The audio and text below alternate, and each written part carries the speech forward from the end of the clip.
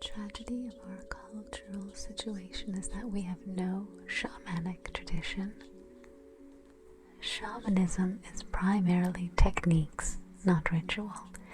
It's a set of techniques that have been worked out over millennia that make it possible, perhaps, not for everyone, to explore these areas.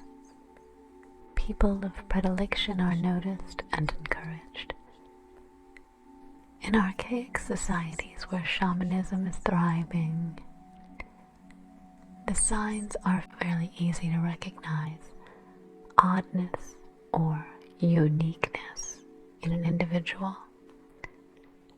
Epilepsy is often a signature in pre-literate societies, or survival of an unusual ordeal in an unexpected way. For instance, people who are struck by lightning and live are thought to make excellent shamans. People who nearly die of a disease and fight their way back to health after weeks and weeks of an indeterminate zone are thought to have strength of soul. Among aspiring shamans, there must be some sign of inner strength or a hypersensitivity to trance states. In traveling around the world and dealing with shamans, I find the distinguishing characteristic is an extraordinary centeredness. Usually the shaman is an intellectual and is alienated from society. A good shaman sees exactly who you are and says, here's somebody to have a conversation with. The anthropological literature always presents shamans as embedded in a tradition, but once one gets to know them, they are always very sophisticated about what they're doing. They are the true phenomenologists of this world. They know plant chemistry, yet they call these energy fields spirits. We hear the word spirits through a series of narrowing declensions of meaning that are worse almost than not understanding. Shamans speak of spirit the way a quantum physicist might speak of charm. It's a technical gloss for a very complicated concept. It is possible that there are shamanic family lines, at least in the case of hallucinogen and using shamans, because shamanic ability is to some degree determined by how many active receptor sites occur in the brain, thus facilitating these experiences. Some claim to have these experiences naturally, but I'm underwhelmed by the evidence that this is so. What it comes down to for me is, what can you show me? What can you show me? I always ask that question. Finally, in the Amazon, informant said, let's take our machetes and hike out here half a mile and get some vine and boil it up, and we will show you what we can show you. Let us be clear. People die in these societies that I'm talking about all the time and for all kinds of reasons. Death is really much more among them than it is in our society. Those who have epilepsy who don't die are brought to the attention of the shaman and trained in breathing and plant usage and other things. In fact, the fact is that we don't really know all of what goes on. These secret information systems have not been well studied. Shamanism is not, in these traditional societies, a terribly pleasant office. Shamans are not normally allowed to have any political power because they are sacred. The shaman is to be found sitting at the headman's side in the council meetings, but after the council meetings he returns to his hut at the edge of the village. Shamans are peripheral to society's goings on in ordinary social life in every sense of the word. They are called in during a crisis And the crisis can be someone dying or ill, a psychological difficulty, a marital quarrel, a theft, or weather that must be predicted.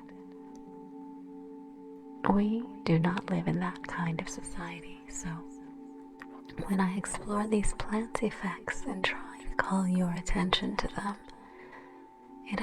it is as a phenomenon. I don't know what we can do with this phenomenon, but I have a feeling that the potential is great. The mindset that I always bring to it is simply exploratory and Baconian, the mapping and gathering of facts. Herbert Gunther talks about human uniqueness and says one must come to terms with one's uniqueness. We're naive about the role of language and being as the primary facts of experience. What good is a theory of how the universe works if it's a series of tensor equations that, even when understood, come nowhere tangentially to experience?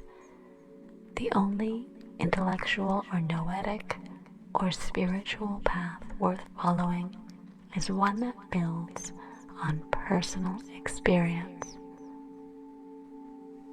What the mushroom says about itself is this: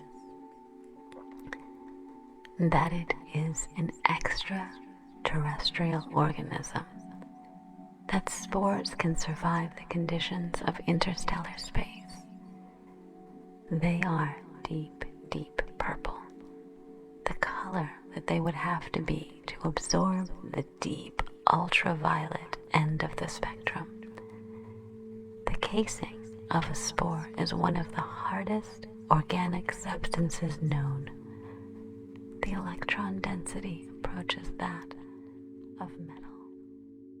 Is it possible that these mushrooms never evolved on Earth? That is what the Stropharia cubensis itself suggests. Global currents may form on the outside of the spore. The spores are very light and by Brownian motion are capable of percolation to the edge of the planet's atmosphere.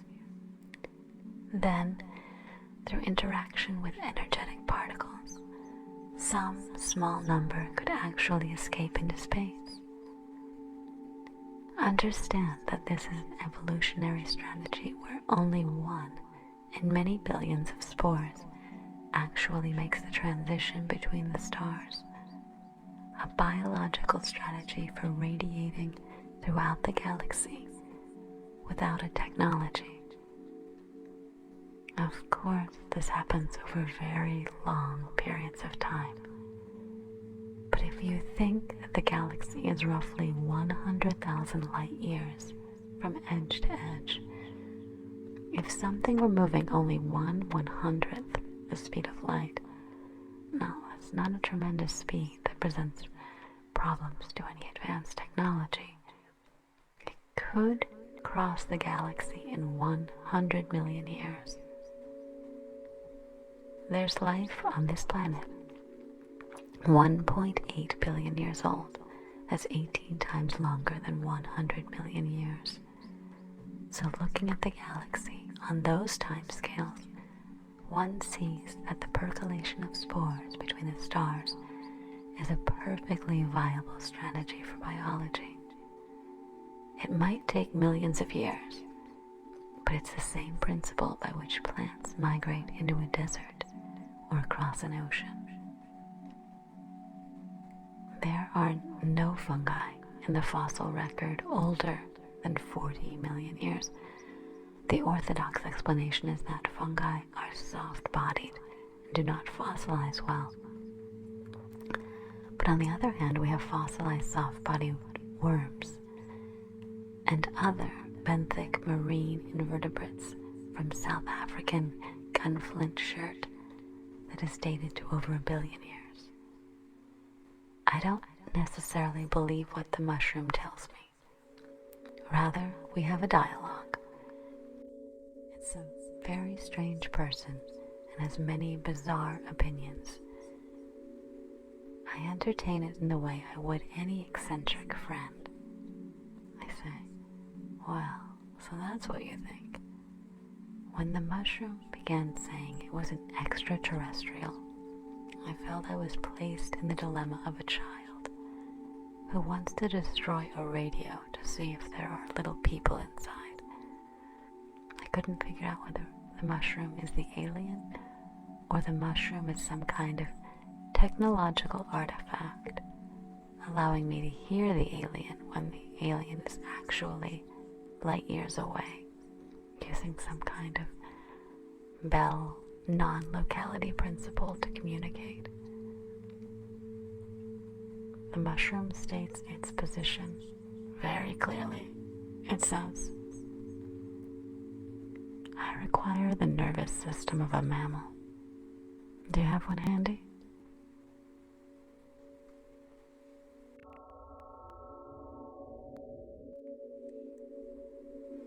There does seem to be the possibility of a problem in dying.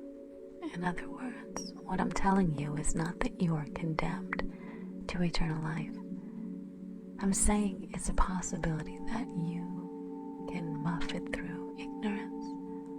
In other words, at the moment of death, there's a kind of separation. It's like birth. The metaphor is trivial, but perfect. There's a possibility of damage, of incorrect activity. Again, William Blake, who said that as you start into the spiral, there's the possibility of falling from the golden track into eternal death. But it's only a crisis of a moment. It's a crisis of passage. And the whole purpose of shamanism and of life correctly lived is to strengthen the soul and to strengthen the relationship to the soul so that this passage can be cleanly made.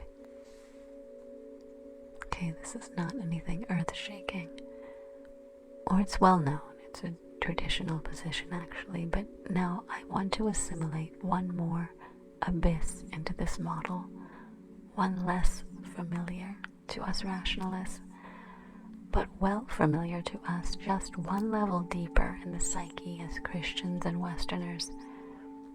And that is this idea that the world will end, that there will be a final time, that there is not only the crisis of the death of the individual, there is the crisis of the death of the species.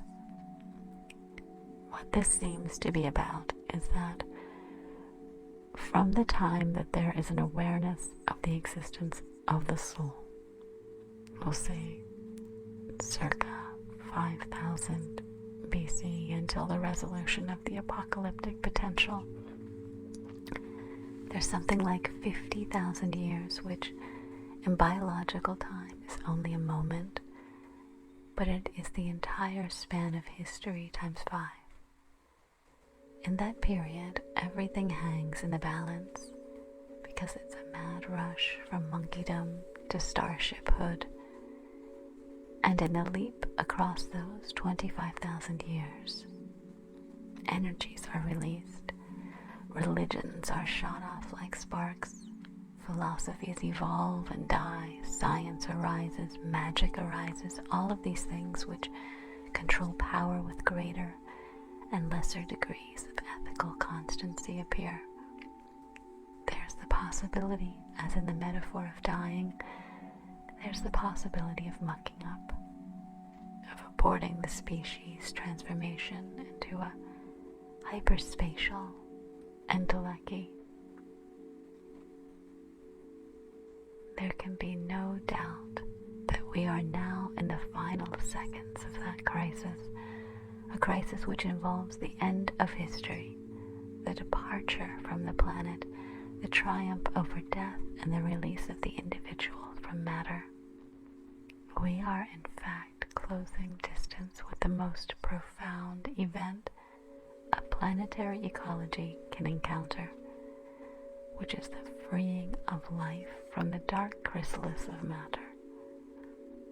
The old metaphor of psyche as the butterfly is a species species-wide metaphor. We must undergo a metamorphosis in order to survive the momentum of the historical forces already in motion. Well, if you know anything about evolutionary biology, you know that man is considered to be an unevolving species. In other words, sometime in the last 100,000 years, with the invention of culture, the biological evolution of man ceased and evolution became a cultural phenomenon. Tools, languages, and philosophies began to evolve, but the human somatype began to remain the same. And we are so very much like a people a long time ago. But technology is the real skin of our species. Man, humans correctly seen in the context of the last 500 years, are an extruder of a technological shell. We take in matter that has a low degree of organization and we put it through mental filters. And we extrude Lindisfarne gospels, space shuttles, all of these things. This is what we do. We're like coral animals embedded in a technological reef of extruded psychic objects. And the tool is the flying saucer, or the soul, exteriorized in three-dimensional space. It's as James Joyce said, it's the problem of how man may be dirigible, all right? And how man may be dirigible is basically by turning himself inside out. In other words, the body must become an interiorized hologrammatic object embedded in a solid state hyperdimensional matrix, which is eternal, so that man wanders through Elysium in his body. This is a kind of Islamic paradise that I'm putting out here. He wanders through Elysium in his body, experiencing all the pleasures of the flesh, but not realizing that he is a holographic projection of a solid state matrix that is micro-miniaturized, superconducting, and nowhere to be found. It's part of the plenum. And all of history is about producing prototypes of this situation with greater and greater closure toward the ideal, so that airplanes, automobiles, condominiums, space shuttles, space colonies, starships of the hardware, speed of light, spinny dizzy drive type, all of these are, as Mircea Eliade said, self-transforming images of flight that speak volumes about man's aspiration to self-transcendence, so that we are our wish, our salvation, and our only hope, basically, is to end the historical crisis by becoming the alien, by ending alienation, by recognizing the alien as the self. In fact, recognizing the alien as an overmind which holds all the physical laws of the planet intact, in the same way you hold an idea intact in your mind. In other words, all these givens, which are thought to be so writ and adamantine, are actually merely the moods of the god, if you will, which we happen to be.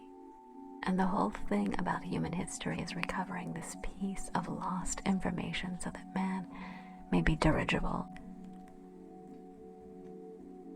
So to me, what psychedelics point out, and where I think society will go once they are integrated to the point where large groups of people can plan research programs without fear of being persecuted for it, is it models the after-death state. It may do more than model it. It may essentially reveal the nature of it, that our mind, what we call our mind, can be the modalities of appearance and understanding, can be shifted so that we see it within the context of the one mind. And then problems like the existence of extraterrestrials and that kind of thing become trivial, because the one mind that I am talking about contains all experiences of the other. There is not the Newtonian universe deployed throughout the parsecs and the kilochasms of physical space and the interior mental universe. They are the same thing. We perceive them as unresolvable dualisms because of what it is called, or what I call a code, the quality of the code, meaning the language we use to discuss this problem has these built-in dualisms. This is a problem of language. All codes have code qualities except the logos. The logos is perfect, and therefore it partakes of no quality other than itself. But so long as you map with something other than the logos, there will be code qualities. And the dualism built into our language makes the death of the species, the death of the individual. They seem to be opposed things. Likewise, the problems biology and by extrapolation exobiology pose by examining the physical universe versus the angel and demon haunted world that depth psychology is reporting on it is again set up as a dichotomy. All that is needed to go beyond an academic understanding of what I've been saying is to have the experience of this tryptamine-induced ecstasy. In other words, the tryptamine molecule has this unique property of releasing the structured self into the overself. And each person who has that experience undergoes a mini apocalypse, a mini entry and mapping into hyperspace. For society to change in this direction, nothing is necessary except for this experience to become an object of general concern. Now, I'm not saying everyone should rush out and take mushrooms, in case you thought that's what I was saying. But I am saying that these fields of information, which I don't know if you're like me, but my experience of these things is basically literary. I read Plotinus, I read Heraclitus, I read all of this stuff, and I try to integrate it intellectually, but it's a plane of experience that is directly accessible, and the role that we, each of us, plays in relationship to it determines how we will present ourselves in the final transformation that this hints of. In other words, in this theory, there's a kind of teleological bias. There's a belief that there is a hyper-object called the overmind, or God, or what have you, that casts a shadow into time. And history is the experiencing of this shadow. And as you draw closer and closer to the source of the shadow, the paradoxes intensify. The rate of change intensifies. Because what is happening is that this hyper-object is beginning to ingress into three-dimensional space. One way of thinking is that the dream and the waking world and the world of the dream begin to become one, so that the school of the flying saucer criticism, which is that flying saucers are hallucinations, was in a certain sense correct, in that the laws which operate in the dream, the laws which operate in hyperspace, can at times operate in three-dimensional space, when the barrier between the two modes becomes weak. And then you have these curious experiences, sometimes called psychotic breaks, sometimes called whatever, but which always have a tremendous impact on the person they're happening to. Because there seems to be an exterior component that cannot possibly be mental. This is what I'm talking about. When coincidences begin to build and build and build until finally you say, I don't know what's going on, but it's preposterous to claim that this is a psychological phenomenon, because these are changes in the world. Jung called synchronicity and made a certain model of. But what it really is that an alternative physics is beginning to impinge on reality, and it is the physics of light, essentially. Light is composed of photons. Photons have no antiparticle, so this means that there is no dualism in the world of light. And if you try to imagine the experience from the point of view of a thing made of light, you realize, I'm sure you're familiar with the conventions of relativity, which say that time slows down as you approach the speed of light. But what is never said about that is that if you move at the speed of light, there is no time whatsoever.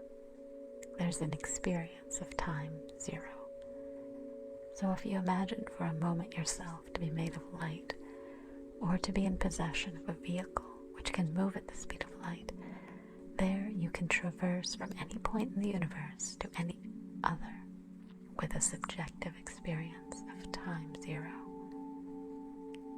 This means that you can cross to Alpha Centauri time zero. But the amount of time that has passed in the relativistic universe is whatever it is, 4.5 years. But if you move very great distances, if you cross 250,000 light years across to Andromeda, you still have an experience of time zero. The only experience of time that you have is a subjective time that is created by your own mentation. But in relationship to the so-called Newtonian universe, there's no time whatsoever. You exist in eternity. You've become eternal.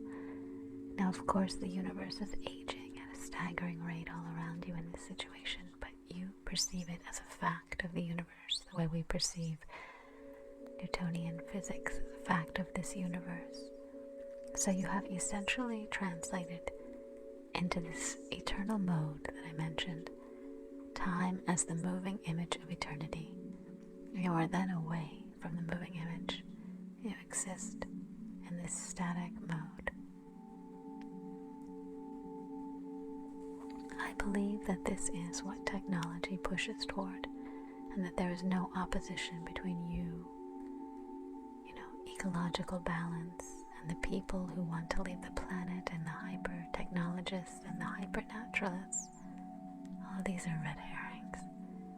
The real historical entity which is becoming imminent is the human soul, and it is the monkey body that has served to carry to this moment of release, and it will always serve as a focus of self-image, but it will exist in a world made by the human imagination. This is what the return to the Father, the transcendence of physics, the rising out of the Gnostic universe of iron that traps the light, all of these metaphors, this is what it means. It means release into the human imagination. Very shortly, as it were, a dry run for this phenomenon will take place in the form of space exploration and space colonies. Because there, the coral reef-like animal called human, that has extruded technology all over the surface of the earth, will be freed at last from the constraints of anything but his own imagination and the limitations of materials. So that, for instance, the earliest space colonies, of course, there will be an effort to duplicate the ecosystem of Hawaii, and this and that, exercises an ecological understanding to prove you know what you're doing. But as soon as this is under control, we will be released into the realm of art, which is what we have always striven for. We will make our world, all of our world, and the world we came from will be maintained as a garden. But what Eliade indicated as these endless metaphors of self-transforming flight will be realized momentarily as the technology of the space colony.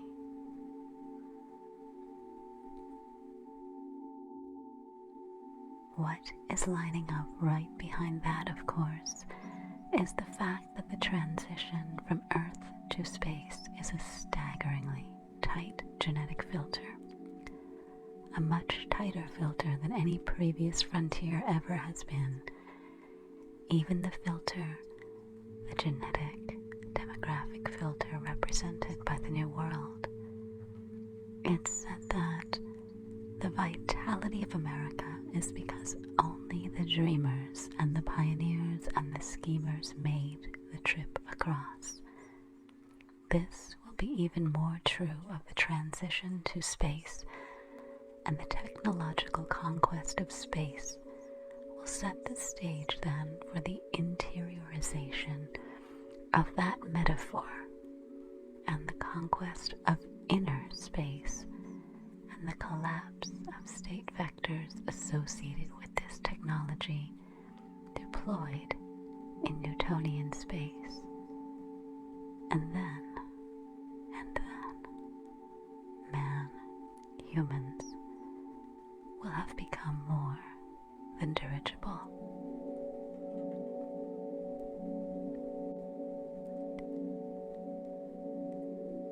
Philo-Judaeus talks about what he calls a more perfect logos. He says a more perfect logos would be beheld rather than heard. In other words, the formulation you get in the Gospel of John.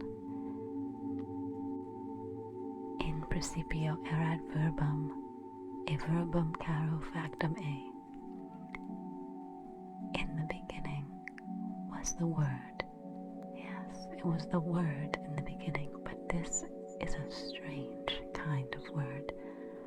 It is a word which is visually beheld, and the language in which the gnosis communicates is a language of visual forms such that there is no ambiguity about meaning, because there is no recourse to a dictionary of agreed upon signification. It is purely beheld. This is why it's very hard. One of the main problems of psychedelic drugs is to be able to bring back information. Is that bringing back of information, because it's hard to English it. And the reason it's hard to English it is because it's like trying to make a three-dimensional rendering of a fourth-dimensional object. Only through the medium of sight can the true modality of this logos be perceived. That's why it's so interesting. And I should have maybe talked more about it, that psilocybin and ayahuasca, which is this aboriginal drug which uses tryptamine to make it run, there's a telepathic component which is there. It's a shared state of mind, because the unfolding hallucination is shared in complete silence. And it's very hard to prove this to a scientist, but if 4 people are having this experience, one person can monologue it and then cease the monologue, and another person will take it up. Everyone is seeing the same thing, and this quality of being visual information, that's what it is. The quality of it being visual information seems to make this logos believable in the way that I quoted William Blake when he said, "The truth cannot be told."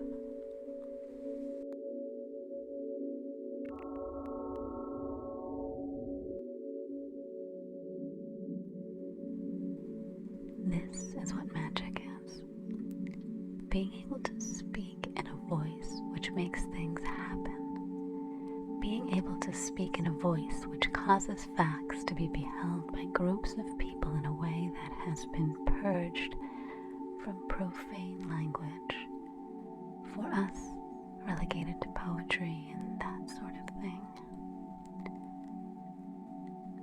The transformation of language, I think, the signal that this archaic, that this nostalgia for the archaic world is coming to a head, and that this is the culmination. This is the peculiar thing that we all sense is coming, that we can't quite imagine, that is synthetic yet natural, that is obvious yet hidden. And the interesting thing about it is that it emerges from an interpersonal frontier. In other words, you're not going to hear this on the evening news. The president is not going to explain it to you. The Secretary General of the UN isn't going to tell you about it. You are only going to advance into understanding this phenomena to the degree that you apply yourself to your being, to attention to being, to reflection on reflection, to attention on attention, and then it will become clear. And because it is a gradient of evolution, it doesn't come with the force of a revelation. It is something which is drawn out almost in the same way that we move forward into time. This thing is drawn out. In fact, you could almost say that the act of history, or the fact of history, is a macro phenomenon that arises out of the micro-physical fact of millions of people evolving their language. That is what causes the moving wavefront of historical becoming. Actually, human history has always been mediated by humans' interaction with hallucinogenic drugs, and that this is the pheromonal regulator that links us to the rest of ecology, and it's simply accidents of botany and alkaloid distribution and historiography that allowed a culture to arise in Europe, which was an area confined geographically and poor in psychedelic plants, so that the mystery was confined to places like Eleusis and peripheral cults like possibly the mushroom berserkers or Agaricus. Amanita using cults in the Arctic regions. And because of those accidents of botany and geography, a culture was able to get loose from such tight constraints that the unconscious imposes. But nevertheless, that culture then was the Promethean culture, the Faustian culture, which claimed the energies which will send the mind tribes, to the stars. If it had not been for this historical episode, we would essentially be at the Amazonian level of culture, which is suspended in the hallucinogenic dream, but oblivious to the historical forces which are bearing down on that. And tribalism is a social form which can exist at any level of technology. It's a complete illusion to associate it with low levels of technology. It is probably, in fact, a form of social organization second only to the family in its ability to endure. To avoid self-deception must be a confrontation with the being, a critical analysis. In confrontation with the being, you act from the heart and in the moment, but it's later. It's what do we think about these things as we sit here right now, relatively unstoned and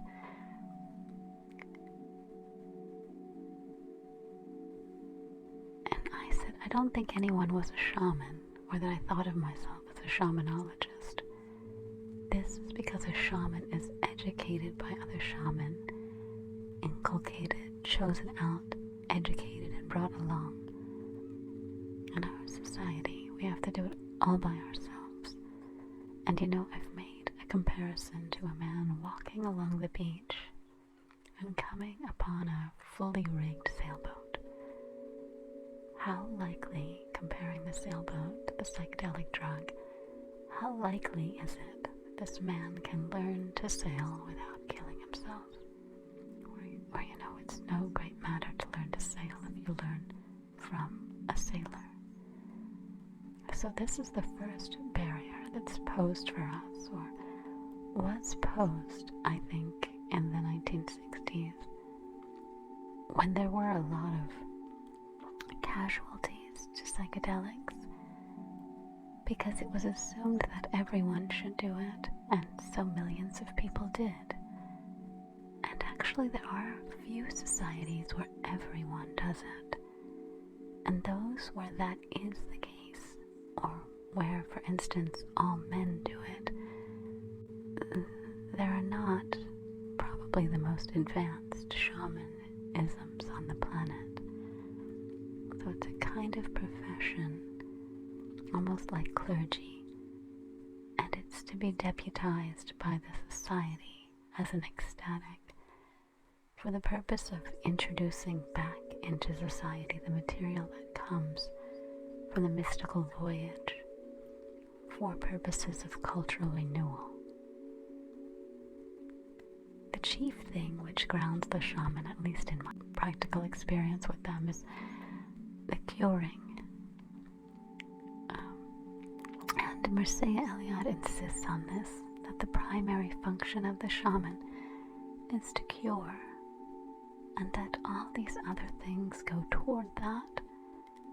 We all have to cure ourselves in a sense, in the sense that it is contained in the notion that a psychedelic drug is a deconditioning agent. Now, I don't think a psychedelic drug is particularly a deconditioning agent if you're Wududo or Bora or Widen or something like that, and you take it. You don't then denounce being that and leave for Lima. But in our culture, psychedelics have had this effect of triggering a very fundamental question, a questioning of values and intensifying alienation, creating alienated subclasses. This is a symptom of the general unhealthiness of the society, that you can't be psychedelic and be 100% of this society, that certain things seem to impose themselves in your way. What we have over shamans is our wonderful electronic information retrieval systems. And the way that this works is like this. You go to the Amazon and you are dealing with a tribe, and they say, we need this certain drug plant, and the secret word for it is so and so, and we'll go and get it. And they do, and they know more about that drug plant than you do by a long crack. But you ask them, did they know that the people 20 miles further up the river use a different plant called something else? And you know this because you read it in a Harvard Museum botanical leaflet which tells you that, and they are astonished. You have this weird overview which they cannot conceive of. They are fully informed in a vertical fashion about one tradition, but you, by writing to Boston, Massachusetts, and getting these leaflets and reading them, are more prepared to discuss the generalities of Amazon shamanism than most of the people you meet. And this is a great resource not to be sneered at. There's a lot of information, and for instance, when you read Mircea Eliade's Shamanism the archaic techniques of ecstasy. This is a global overview, and I'm not saying you know more than any one single shaman knows about shamanic ecstasy, but you have a certain kind of knowledge which prepares you, a generalized cosmology which prepares you. And these are the best maps that we have, so we have to make use of them.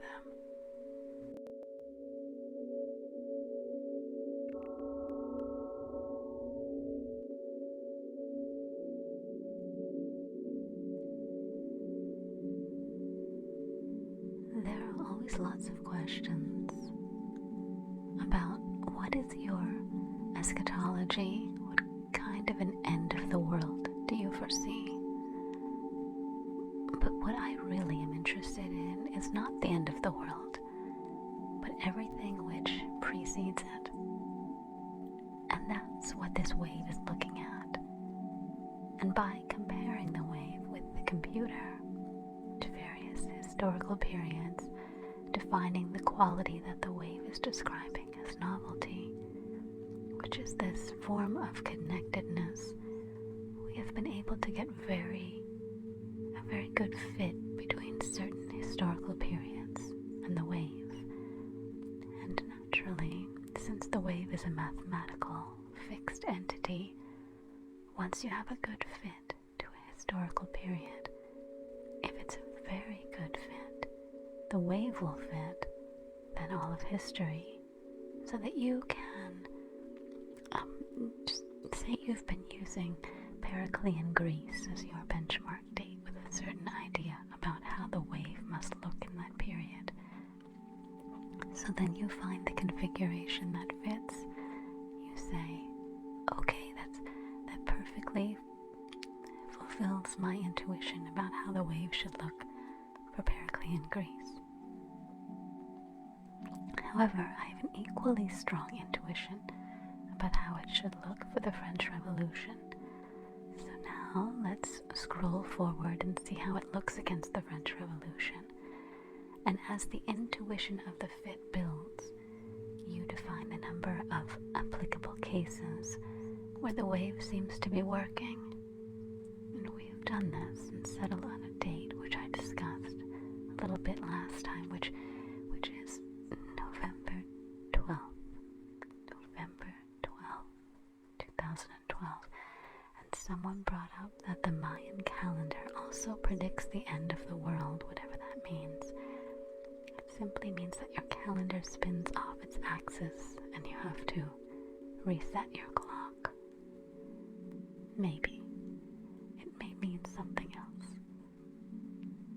Whitehead, who I'm a great follower of, had the idea of what he called epochs, and he pointed out that a constant, for instance, the speed of light, we'll say, which is a favorite constant, the speed of light has only been measured for about 80 years, and yet all of our physics hinges absolutely on the supposition that this is an unchanging over the life of the universe of 20 billion years.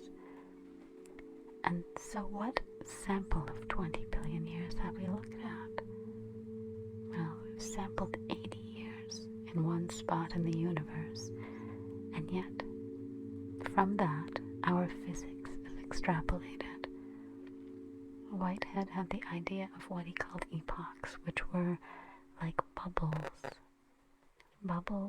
in the universe of possible time, and within these bubbles certain laws were operating, and they would operate consistently throughout the bubble. But when you passed beyond the bubble, you found a different set of physical laws operating. And very recently this idea, I noticed, has been brought back with this inflationary nothing cosmology that's catching on, where the universe may have a false vacuum bottom and may be suspended in a much deeper, stronger, denser vacuum. But what this theory is suggesting is that there are not only epochs of very long duration, such as the epochs which were in force when temperature and pressure in the universe were such that molecular organization couldn't sustain itself, we'll say. There may be very short epochs where laws manifest that are normally hidden. For instance, the puzzle of human history is something like 1 million, 2 million years ago.